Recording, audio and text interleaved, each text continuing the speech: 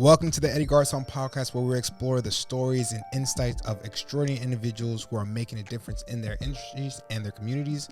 I'm your host, Eddie Garson, and in this episode, we have a very special guest, Mr. Thompson. Kai is a highly respected attorney who practices in the areas of personal injury, business litigation, and real estate. With over 8 years of experience, he has successfully represented numerous small businesses, individuals, and contractual disputes, as well as clients in the aviation industry. In addition to his legal work, Kai is also investing in real estate and manages his own private portfolio. But that's not all Kai does. Kai has experience as a musician in different industries, and as a black professional, he's in the legal industry. He understands the importance of representation and advocates for diversity and inclusivity in this field. So we have an amazing guest, Kai, and I really do appreciate you coming on, brother. I appreciate you having me, man. Yes, sir, man. Kai, I was really anticipating this podcast, man, because I'm a realtor. But I always tell people, like, if I could be anything different, I would be an attorney. I don't know. There's something about arguing or like getting into it and getting my way. Getting my way. If I can get my way, then I win. But no, I'm excited to have you here. And my sister, she's getting into law, and like I know she's gonna be tuned. You better tune in, Jerlene. You better tune in. But please, kind of open up the floor. Tell us a little bit about yourself.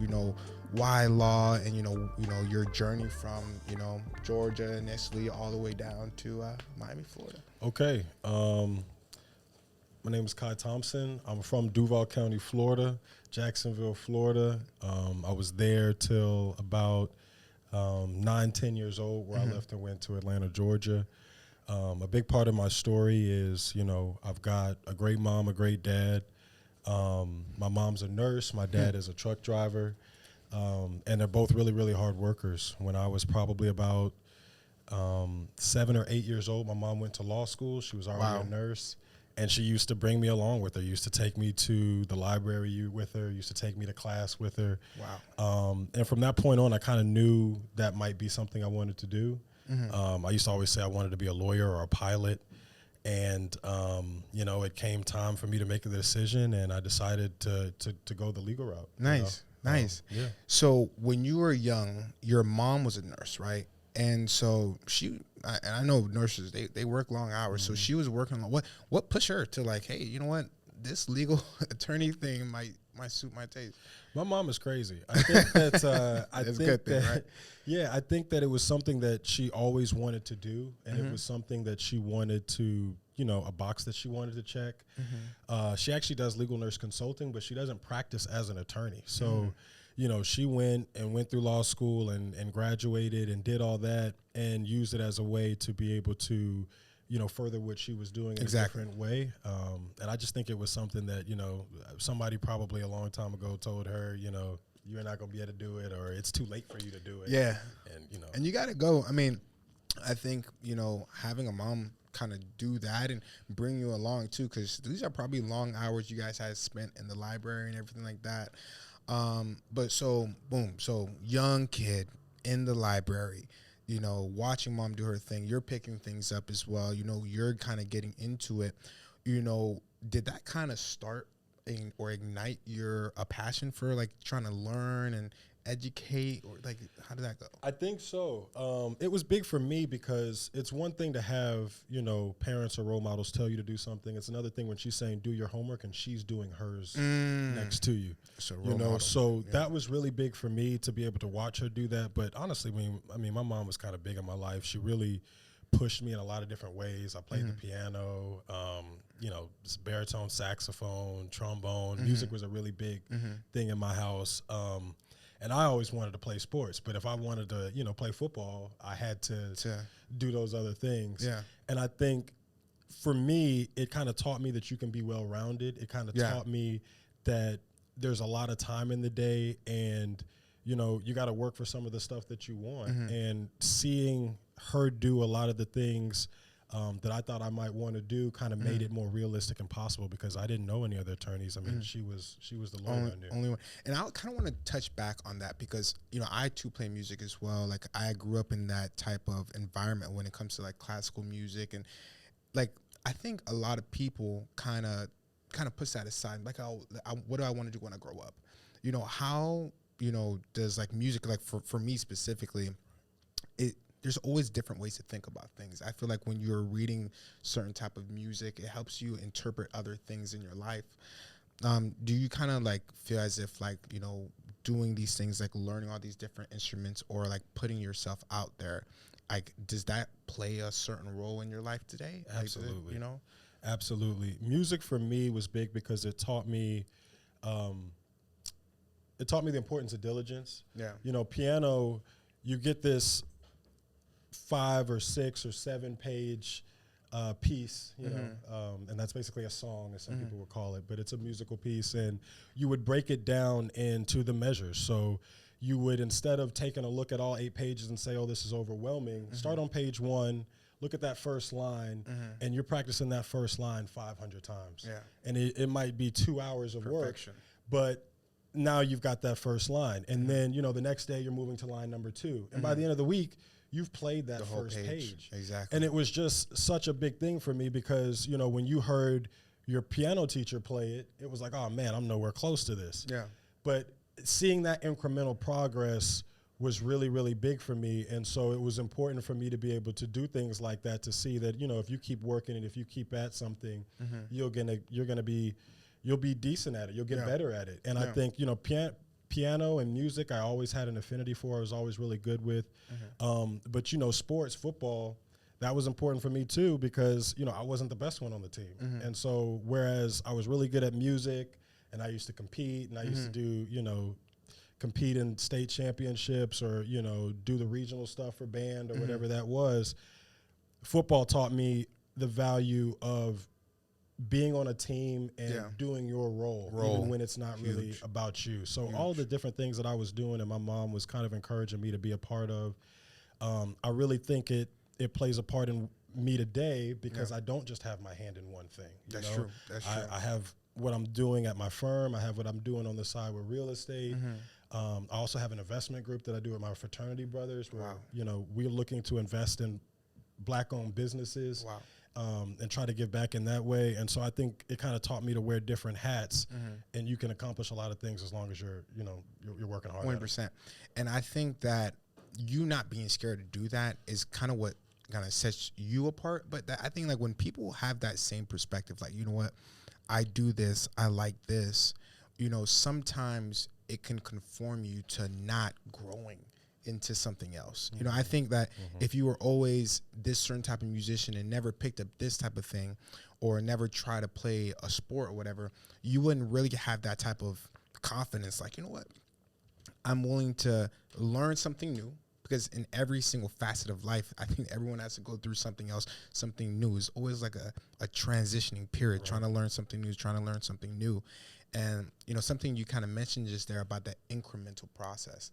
I think like a lot of people, like specifically, like for instance, we're both in business, like they get in business and they want exponential growth. They want growth that overnight, it's success. Exactly. And I always try to, when I talk to like people that are a little bit younger that, they're always choosing, different routes to go. Like what's a, profession I should choose or what's a, career I should look at. Be like, start with a foundation, like building up skills, building up character, which in business goes such a long way, especially like as you as an attorney, outside of what it's what they trust as well.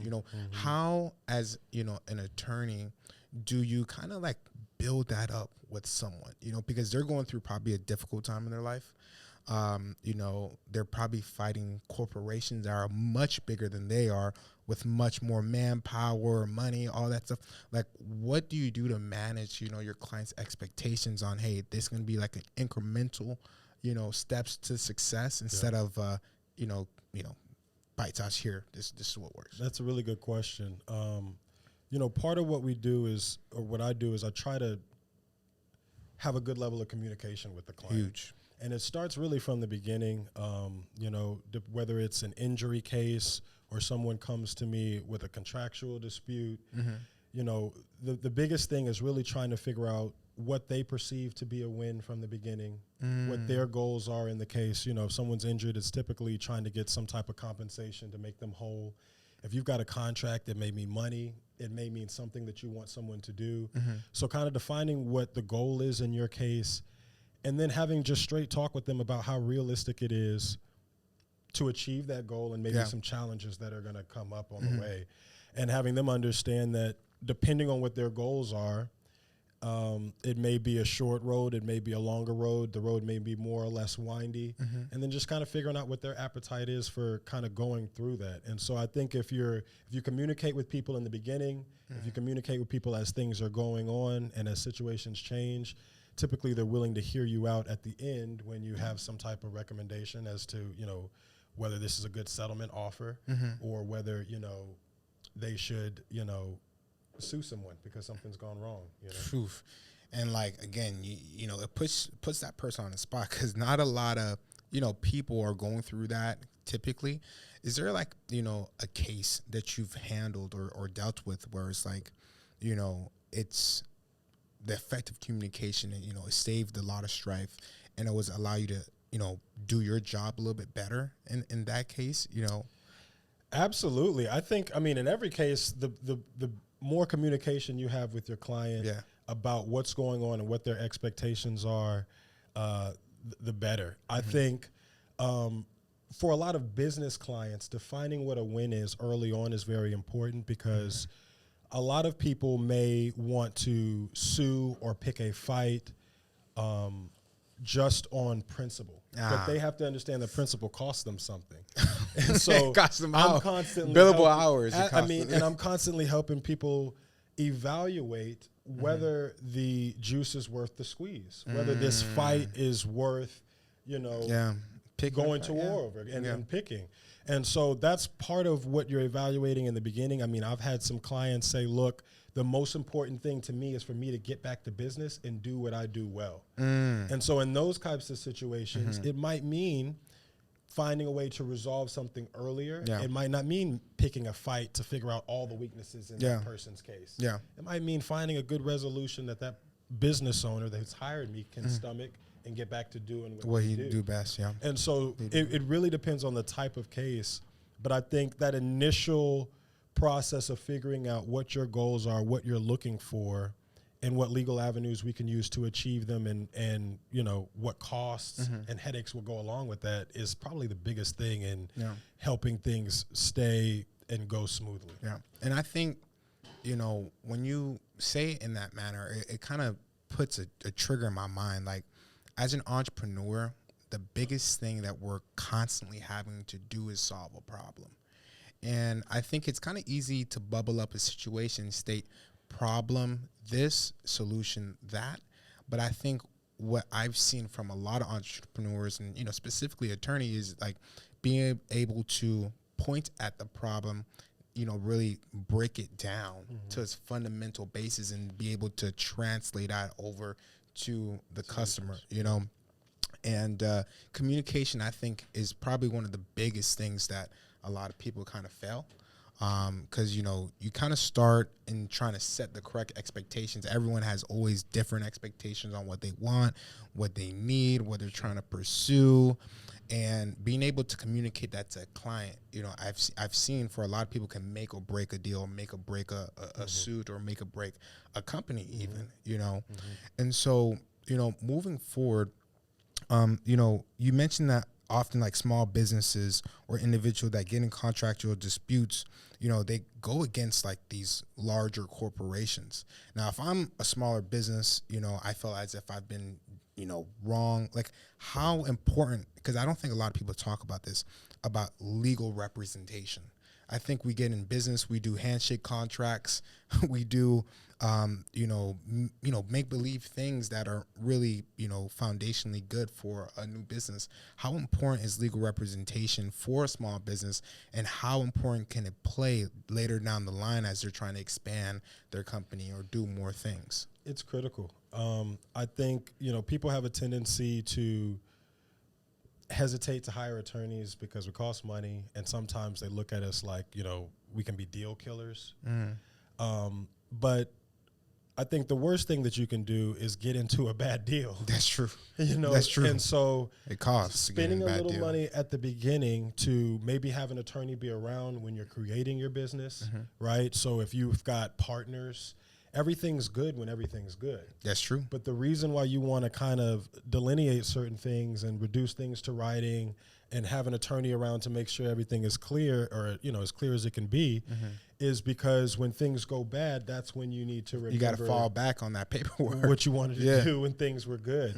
And so, I try to encourage people to, spend a few $100s for an attorney to give you a couple hours of his time. Look at a problem, look at a document that you have, maybe draft a document for you, because if you don't spend it in the beginning, chances are you're going to end up spending it on the back end. Yeah. And on that time that back end comes, a lot of people find themselves in trouble.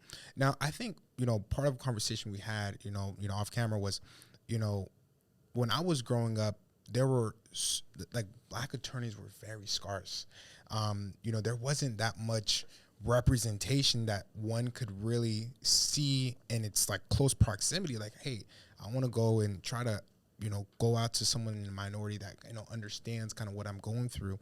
Can you kind of touch on the progression of black attorneys? And I've seen a huge push these past couple 5 years, but I can only imagine from you being a young child following your mother into the library, how much that may have changed to now. What do you think? I think we see it. I mean, I'm seeing it more now than I ever have. I don't have the statistics on it, or anything like that. But I know that, 50, 60 years ago, you would have cities where there were a handful of known black attorneys in an area. And I think we're just kind of in a time and space where we've got more black professionals than we ever had, before. And I think they're saying, black women is the highest, most highly educated demographic in the United States right now. I mean, I think there's more lawyers than ever before. There's more doctors than ever before. We're still underrepresented. And so it's still very important for, our young, talented, educated black people to go to school and go to law school and pick up some of these professions where we're still underrepresented. But I think it's encouraging to see that, some of my best friends are doctors, some of my best friends are attorneys, and I just think it's easier now to have a network of other individuals who are going through some of the same very similar same things that you're going through, and that they can kind of give you feedback on what they're doing to run their business and things like that. I mean, the fact that I'm able to have a black dentist and a black real estate agent and a black mortgage company, I mean, I just don't know too many other times in history where all of that was even possible. And so for me, that's really encouraging. It's still something that we got to work on, and we need to get those numbers higher. But I do think the time is now, and I think we've had more support now than at any time, before.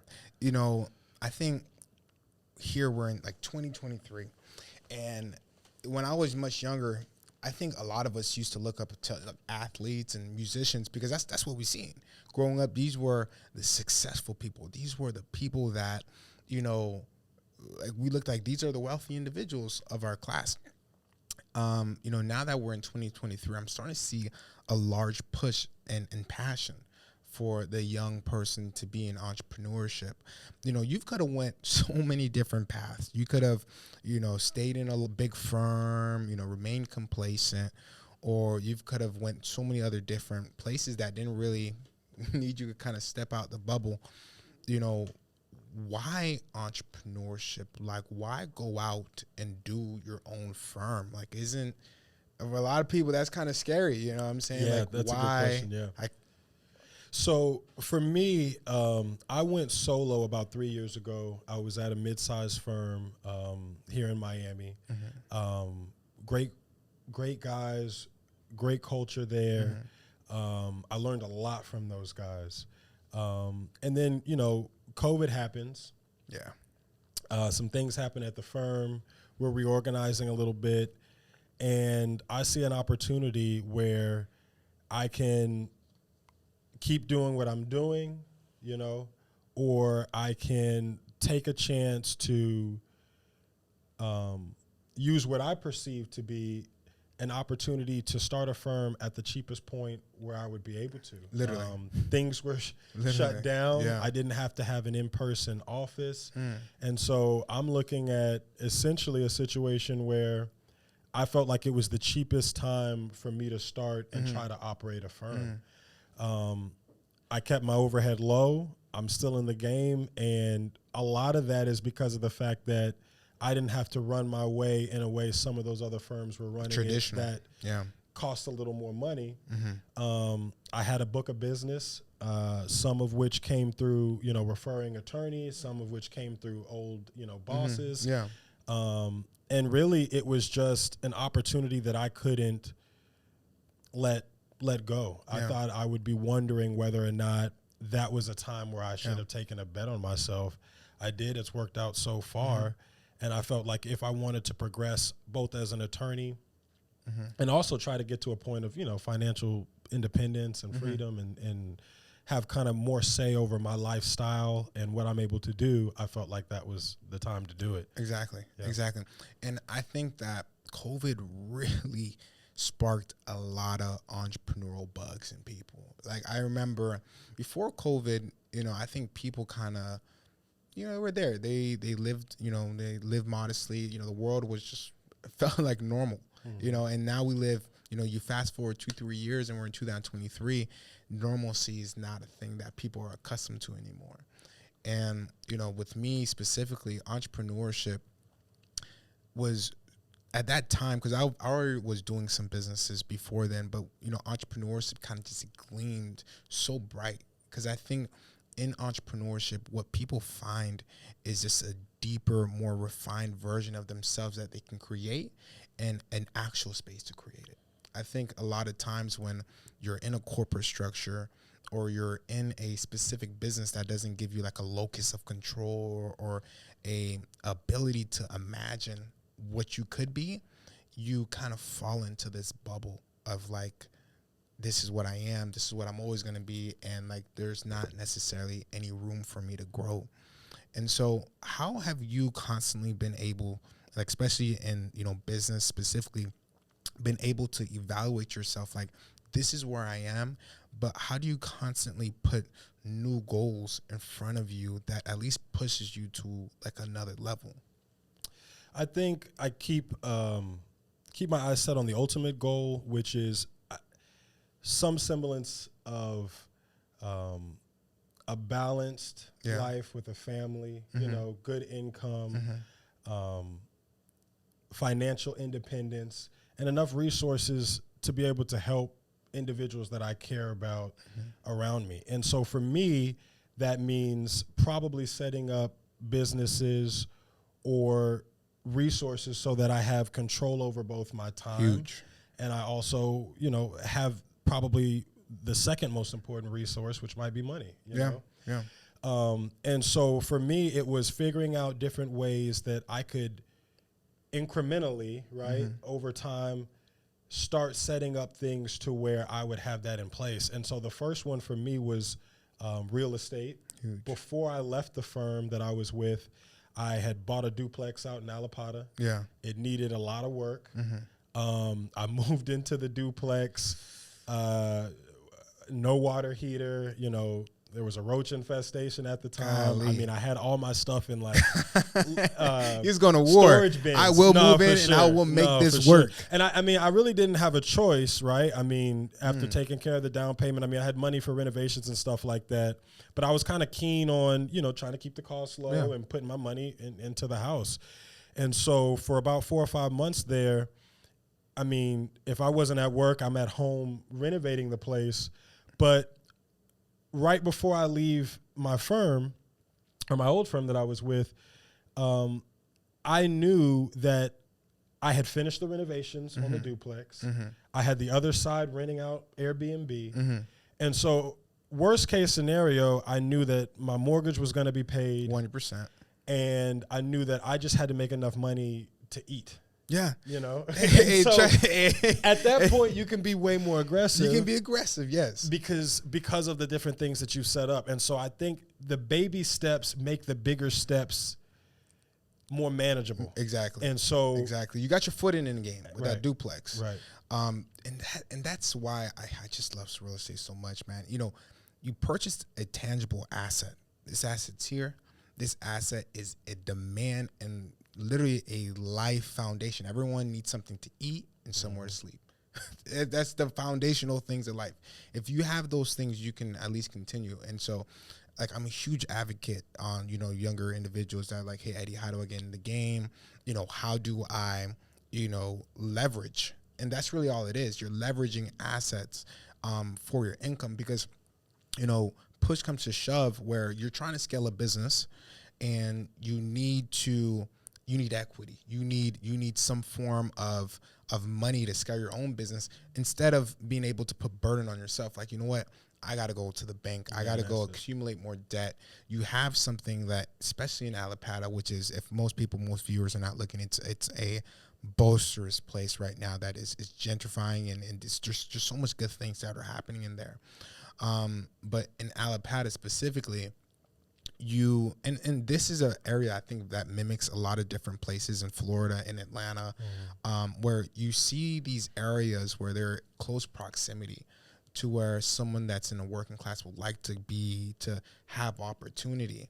And when you acquire an asset that allows other people, you know what I'm saying, to leverage location and leverage the possibility of having more jobs, you know, becoming more safer as time goes on, it gives you a leverage as an investor. Now, obviously, when you're working with your firm and you're just starting to get your feet wet with real estate, it's very scary.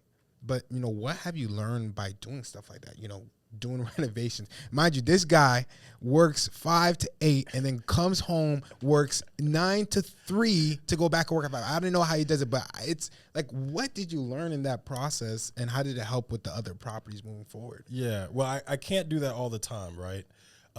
That schedule was kind of more in the beginning when I first moved in. Lying, I had guys. to get the He's roaches out of there. And I had to get the water back running. But, you know, once you get those things going, you can scale back a little bit, right? Yeah. And you're looking Good around, leverage. and now you've got a clean room to sleep in, and it's painted, and you're sipping your coffee in your new kitchen, and it all feels good. And so, but that's really it for me. It's the incremental progress, and that's what keeps me going. Huge. You know, and I think that you can't look at the end result and think that that's kind of what I was looking at in the beginning. I'm looking at, well, okay, if I can just do this one thing, then it'll make the next step a little bit easier, right? And so for me, the first step was trying to figure out a way to have some type of income. So if I wanted to leave my job, it would be a little bit easier for me to make that kind of move. And so I would just encourage you to take your end goal and put it into bite-sized portions. 100%. I mean, the first step wasn't me buying a duplex. Really, the first step was me living beneath my means as an attorney. 100%. You know, and I had a lot of friends who took more trips than I did and did more stuff than I did, and they go, you know, to more happy hours than I did. But I was really aggressive about saving my money my first 3-4 years of practice. Because of that, I was able to get a place and have a little money to renovate. Because of that, I was able to go off on my own and start my own firm. And what it's really taught me is that what you think is super scary isn't quite as scary when you start taking those little steps, because you start to realize, you know, okay, well, what's the worst case scenario? Well, I buy this house, it doesn't go the way I think it, and I sell it. Right? I mean, you move on. And so I think just kind of taking action will help you see that what you're doing isn't quite as scary as, you know, the end goal might look. Exactly. And I think, you know, when you look at it from that lens, because again, it really all goes back to the incremental pieces. I think every entrepreneur understands that, you know, you may be coming out of college or you may be coming out of somewhere with something. And usually it's that something that allows you to build that next step and that next step and that next step. You know, I think when you look at it from the perspective that, okay, I have a specific trait, such as maybe I'm a good salesperson, maybe I'm good at building, or maybe I'm good at time management, you can then view it from the lens like, okay, how do I best leverage this characteristic or this trait to get to the next level? Now, you know, in an era, in an age where, you know, there's technology, there's all different types of resources at like 10th of the price that it used to be, and it's, you know, easier to, you know, become an entrepreneur. What kind of, you know, moving forward in the next 5 to 10 years, if I'm a new entrepreneur, I'm someone looking to get in the game, what type of, you know, maybe characteristic traits or skills should I kind of focus so that I know that whatever I choose to pursue or try to build building blocks on, that I will have the best chance on, you know, trying to do something like that? I think, you know, there's two different ways you can answer that question. I think that one, generally, life and success is about habits. Truth. And so I think trying to build decent Yes. habits about finishing through on things that you start, working hard,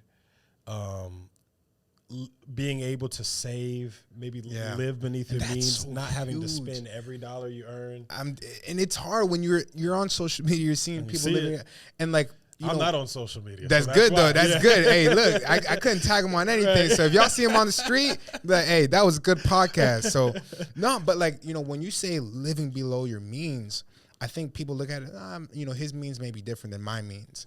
But the truth is, I think if one can humble themselves, ground themselves on the principle that I am living in this way so I can live the life I want in the future, it changes everything, because you're sacrificing who you are currently for who you can be in the future. And if you never make that sacrifice, or you never pay that ticket, you never pay that money, that will never happen, you know? Absolutely. So, I mean, so for you, that was kind of like the innate thing. Like, I'm going to save and I'm going to do every single thing that I can in order to achieve this goal.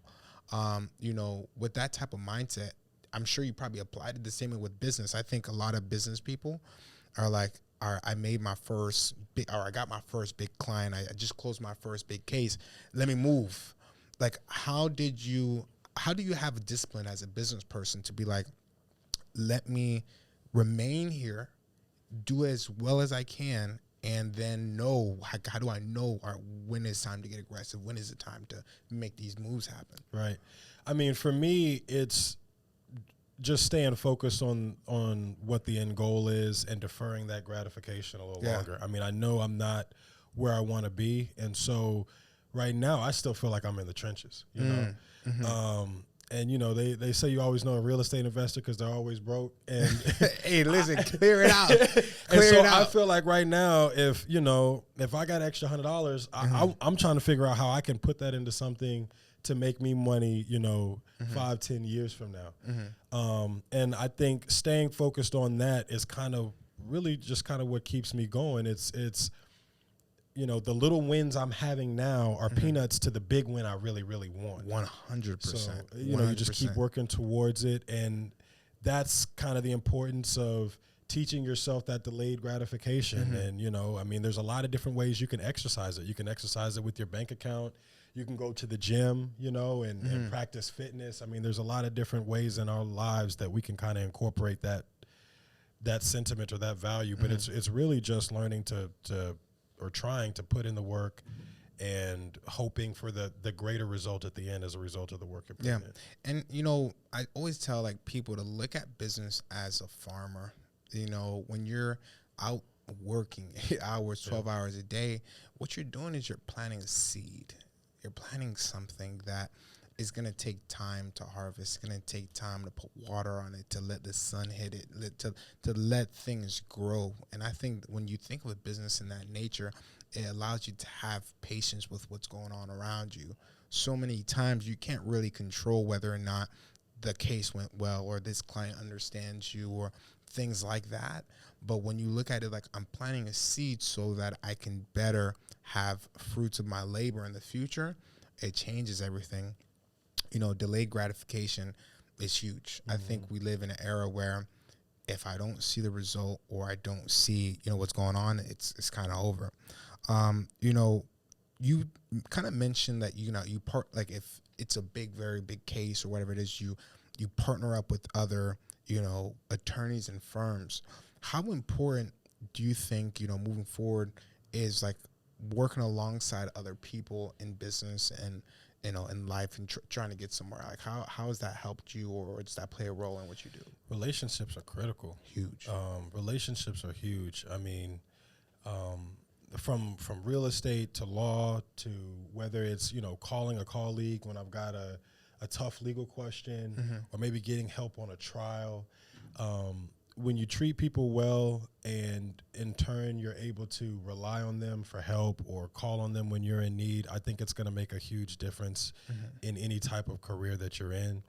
And one of the things that I've been fortunate to do is not burn bridges. Huge. I mean, my old bosses still send me work. Really? Or text me, and that, it makes me feel good. And so I think if you can kind of focus on that and kind of keep those relationships around, it's only going to benefit you no matter what you're doing. And I've seen, even in my practice now, whether it's co-counseling with other firms or, just getting help on a legal issue, it makes things a lot easier. 100%.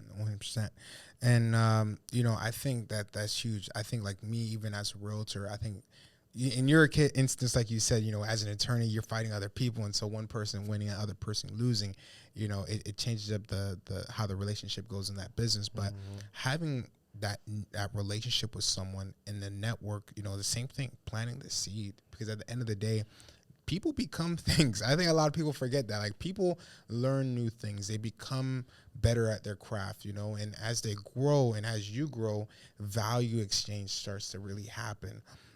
You guys start to grow, new ideas start to happen. And even if it's not in the correct alignment right now, that is the case in the future. So kind of like last question I have for you is, what advice would you have given yourself if you can go back 10 years ago? What advice would you have given yourself, then in comparison to like right now? Let's see, 10 years ago, what would I have been doing? I would have been my second year of law school. So what advice would I give myself then? I think, and I'm still working on it, but embrace the struggle and enjoy the struggle and enjoy the way up. I think, I can sometimes be hard on myself and I can sometimes be focused on certain goals, and you don't smell the flowers on the way to what you're doing. And I think it makes the journey more enjoyable. I think it makes it more likely that you're actually going to finish. Yeah. And I can just think of times in, law school where the goal is to work hard. The goal is to give it your all. But it's also to make sure that you're enjoying and remembering the other important things in your life, whether it's family, whether it's other hobbies that you have. Now I don't feel like I don't play music as much as I'd like to, but you want to kind of do what you can to remain a person and try to be a well-rounded person. And I think in order to do that, you can't let some of those things go. Yeah.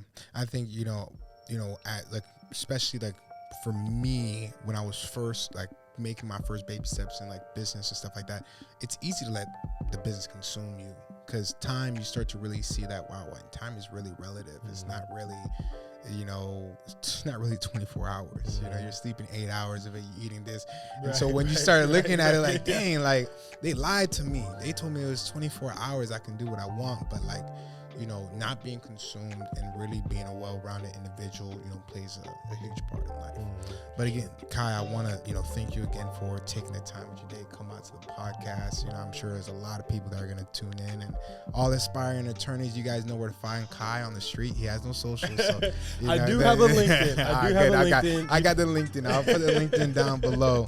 But again, brother, thank you so much. I appreciate you for having me. Thank you.